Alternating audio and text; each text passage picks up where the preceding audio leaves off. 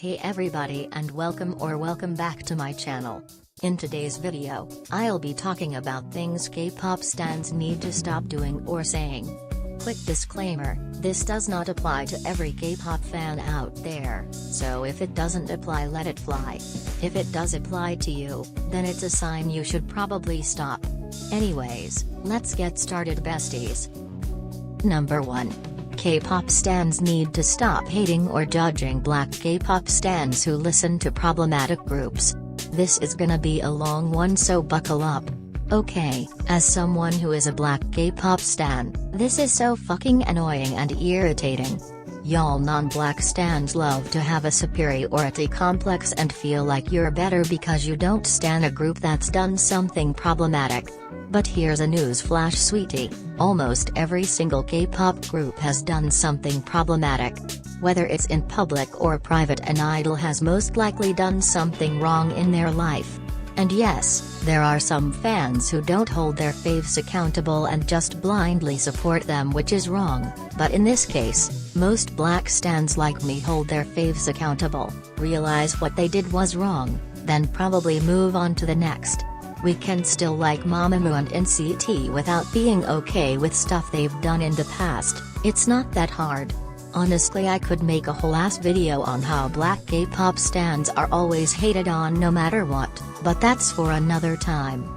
In conclusion, y'all need to stay out of black people's business and stop acting like you're better than everyone because of who you stan. Number 2. Stop digging up an idol's past to see if they did something problematic for your own personal gain.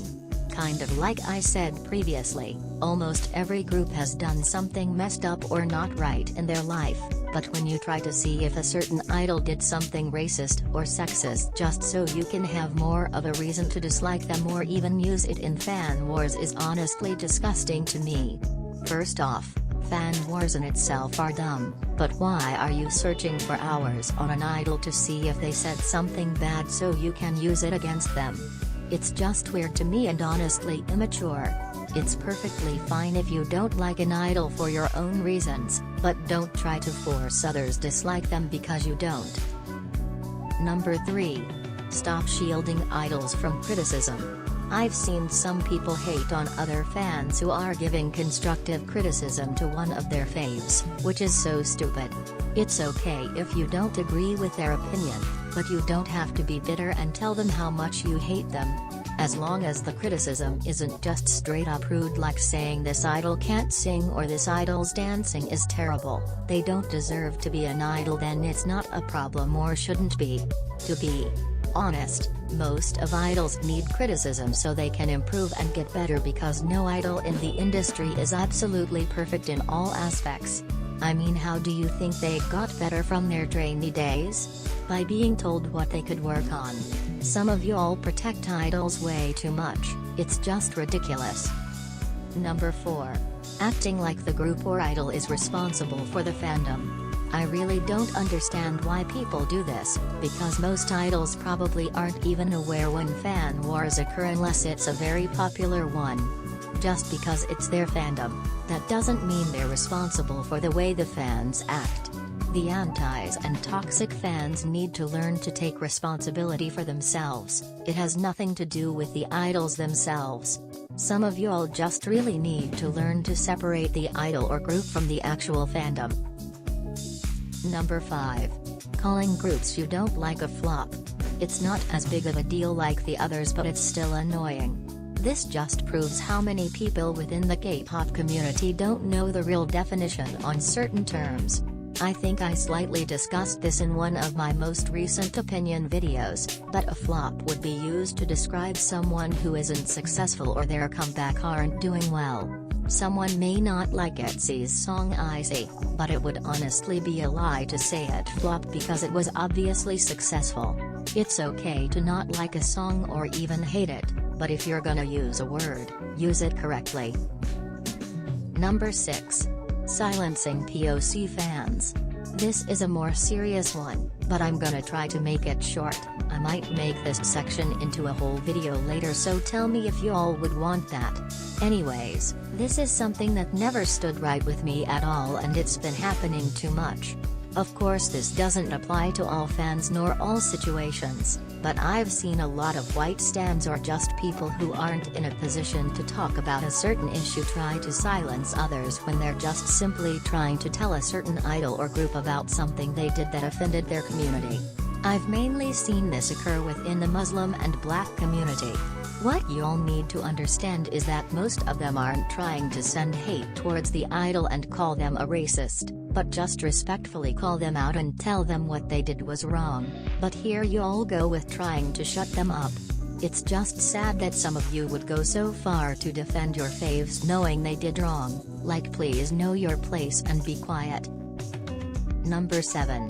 Stanning companies. This one isn't really serious at all, but it's just weird. Like, these would be the same people talking about how an idol in one of their favorite groups are being mistreated, yet you're out here standing the same company that mistreats them. I don't get it. Especially with companies like JYP and Big Hit or Hybe. There are literally so many videos on YouTube explaining what JYP has done to his idols, and just because Big Hit isn't as bad as SM, that doesn't mean they didn't do some messed up stuff to their idols. Number 8. Forcing yourself to like a song you know you don't like.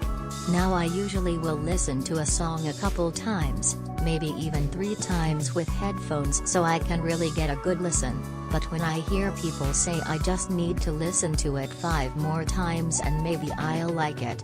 Like, huh?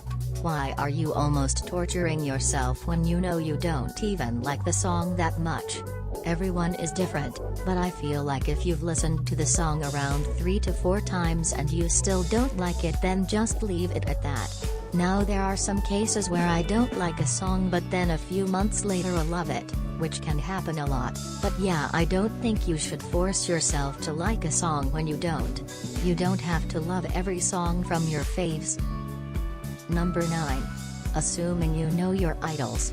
I don't understand how y'all think you know everything about your idol and say stuff like I know they're not like that. Do you really though?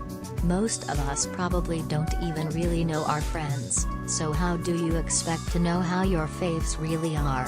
I'm not trying to make it seem like every idol is a terrible person off camera, but that's mostly not true.